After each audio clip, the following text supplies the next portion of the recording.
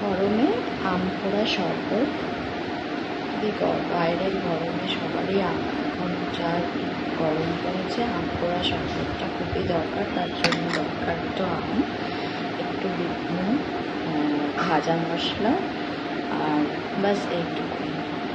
প্রথমে আমটা নেবেন, আমটা নিয়ে একটু যদি আগে তো কাঠ কয়লায় পোড়ানো হতো, যদি না থাকে তো গ্যাসে আমগুলো একটু পুড়িয়ে নেব। আমগুলো একটুখানি পুড়িয়ে নেব যতক্ষণ না আমটা কালো হয়ে যায়। আমটা কালো না হওয়া অবধি এইভাবে গ্যাসে পুড়িয়ে নেব।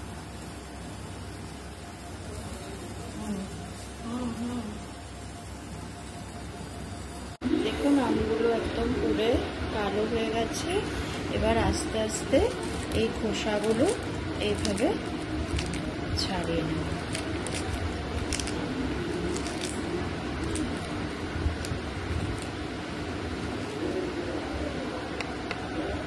আচ্ছা, আমগুলো খোসাটা ছাড়িয়ে নিয়েছি।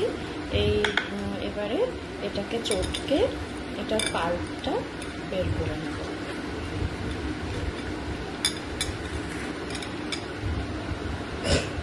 আচ্ছা, আম পোড়া শরবতের জন্য একটু ভাজা মশলা দরকার। সেই জন্য আমরা একটু জিরে খোলার মধ্যে একটু গরম করে নিচ্ছি। এই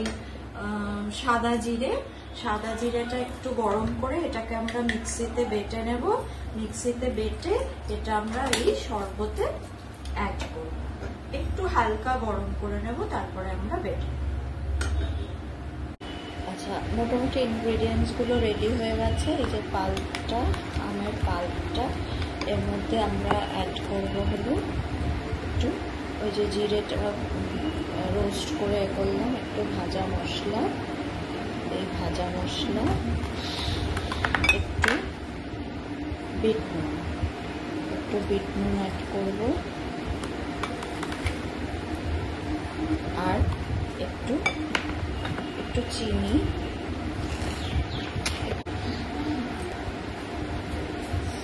চিনিটা একটু আমরা জল দিয়ে গুলে নিচ্ছি, তাহলে একটু সুবিধা ভালো হবে, একটু সিরাপের মতো হয়ে যাবে। তাই চিনিটা গুলে এই এর মধ্যে অ্যাড করে দিতে হবে।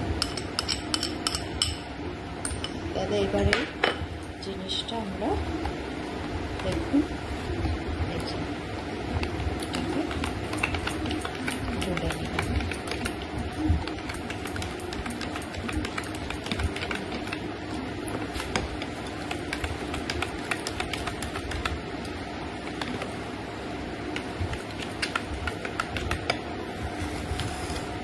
এবারে পুরো জিনিসটা